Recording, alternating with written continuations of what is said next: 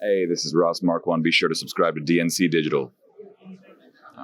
Check it out. From The Walking Dead, Aaron, Red Skull, Ross Marquand. I want to thank you so much for your time. How you liking it? It's the second day here at RGV Fan Fest. How you liking it so far? I'm loving it here, and everyone's been so wonderful in Harlingen, like just so welcoming and giving me. Deadpool brought by this Big Red, which I'm excited to try. I've not tried this yet, and also some brisket and all sorts of tasty treats. And I went to La Playa last night, and Frankie Flaves and The Point, and all these greats. It's been awesome. So.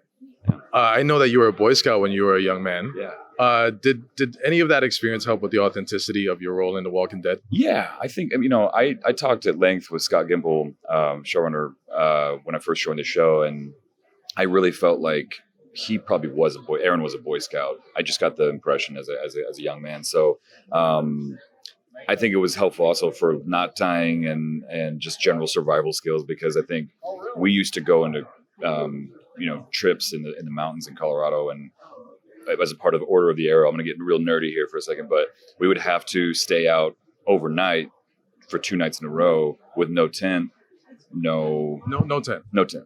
Yeah, no sleeping bag, nothing. And we did that once a year. It was kind of like you're testing your skills as a Boy Scout there, and it was not fun, but you learned how to overcome and adapt and all that good stuff. So definitely got you ready for your role, before you even knew about it. Yeah, for sure. I mean, I'm ready for the apocalypse. I'm absolutely ready. Yeah. So what's one thing in your life right now that you would definitely need if all shit goes down? Oh man.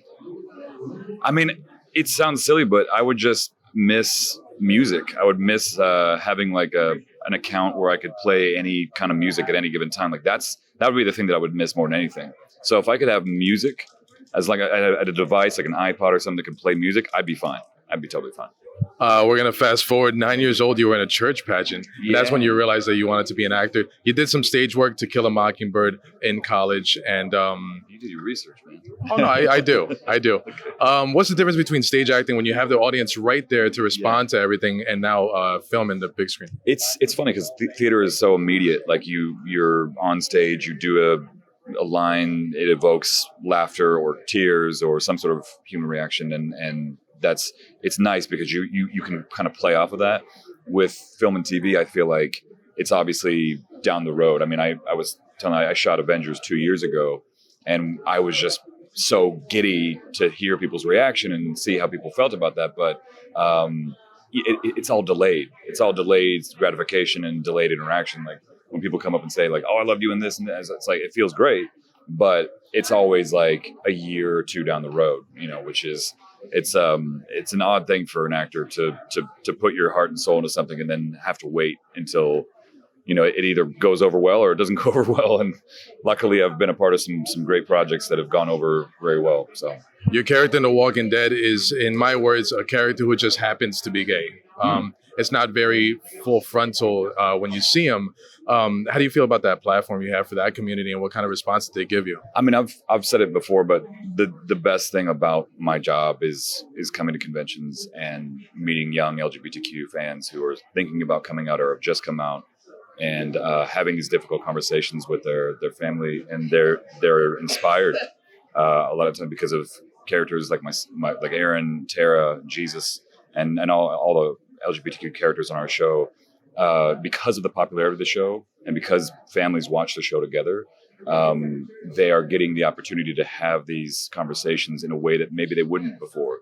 And I that is the best part of my job by far. Back to when you were a Boy Scout, you were sitting around the campfire doing voices for the other Boy Scouts. Yeah. Paul Newman was your first voice, am I correct? No, Johnny Carson was my first. I got Paul Newman. Oh, okay. You see, Google, you're not always right.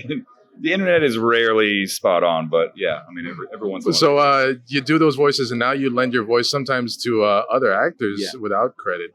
But what just made you do these voices out of nowhere? And was it just self-entertainment? Because it turned into something. It was quite the opposite. It was trying to make my family, specifically my parents, laugh because, in the 80s, 90s, I think a lot of families were dealing with financial woes, and, my family was no different. And I found like if I did funny voices, if I could emulate Johnny Carson, who they loved, they'd lighten up a little bit and they'd be happier. And that's all I wanted to do, I feel like you're doing that with your roles.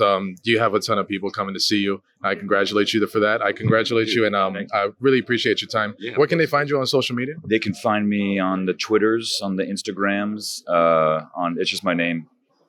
There it is. That's my name. That's the one. And you just type in that Ross Marquand.